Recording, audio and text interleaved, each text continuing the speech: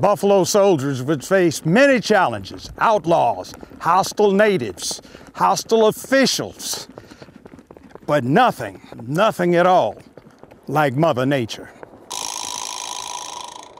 West Texas is very unforgiving when you do not have the water. The troopers out on the frontier had to battle not only the Indians, but one other relentless enemy: the weather. With temperatures well over 100 degrees, the cloudless skies would often go for weeks, often months, without giving up a single drop of rain. The parched land was as dry as dust. The key to survival is water, and without it, your ranching, farming, soldier operation ceases to exist. And one summer proved deadly.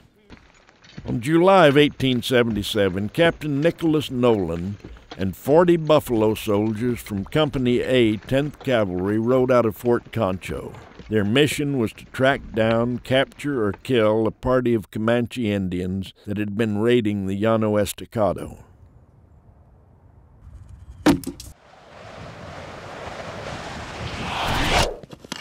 Along the trail, the troopers met up with several buffalo hunters.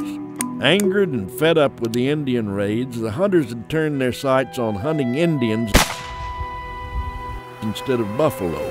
The two groups joined their talents. The hunters would track, the soldiers would fight. But after several days in the hot Texas sun, the trail was the only thing that went cold.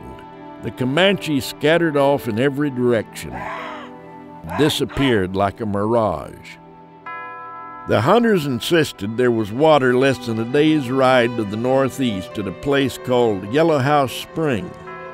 The captain, however, insisted on returning to Twin Lakes. He filed off with his troops to the southwest, and the two groups parted ways. The hunters reached water. 38 hours later, Nolan and his buffalo soldiers would reach desperation.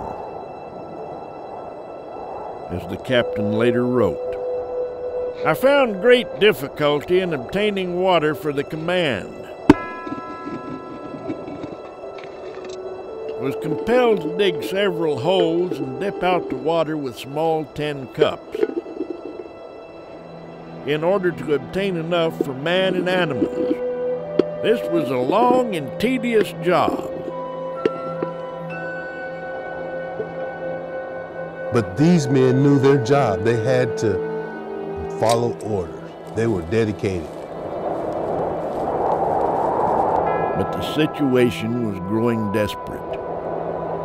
One of my men at this time fell from his horse from the effects of sunstroke.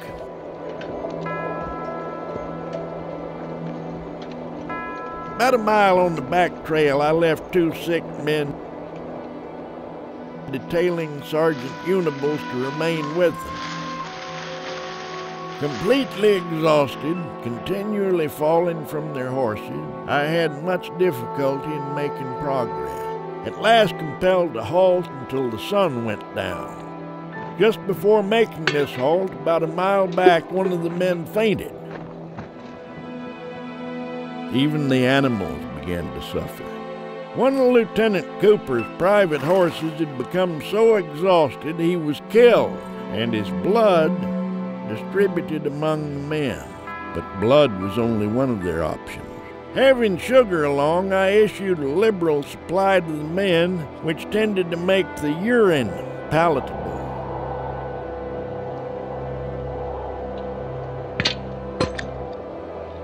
By the time the soldiers would find relief, they'd gone 86 hours with no water. 25 horses and 4 pack mules had perished. But worse, 4 buffalo soldiers would never see Fort Concho. Their story would end here in shallow graves on the western frontier.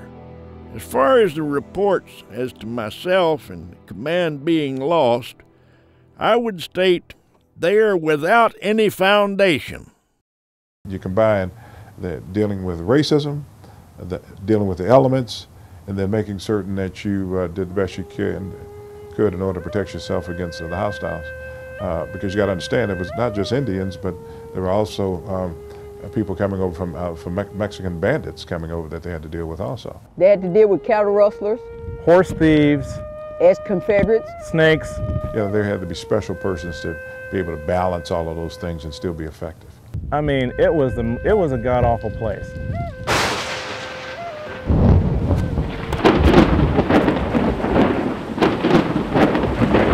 Spring brought violent thunderstorms that could spawn tornadoes.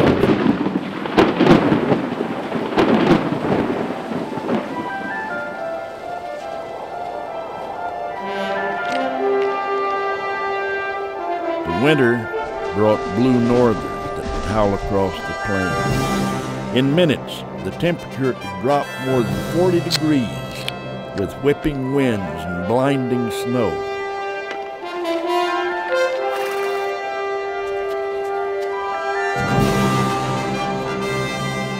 If you got a cold, your life was hanging in the balance. If you got pneumonia, it's goodbye. Cold weather disease ran rampant that they couldn't do anything with. It was tough on troopers. Even though the prairie could be very deadly, it was still oftentimes a very beautiful place. You can only imagine sleeping under the stars, how beautiful it was. The thing about being on the frontier during these Indian wars is that you may not see the Indians very often, but they knew exactly where you were all the time. It was their environment, it was their country. They knew exactly what was going on.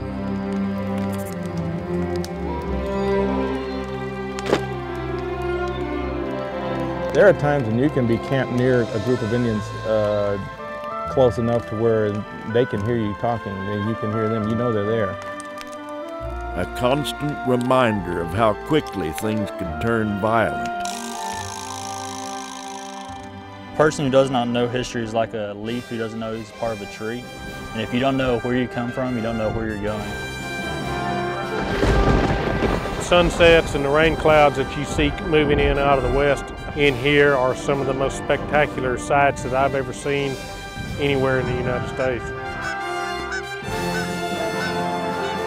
They would have looked with anticipation for that rain cloud. It would have brought them green grass and fresh water, and that's key to survival.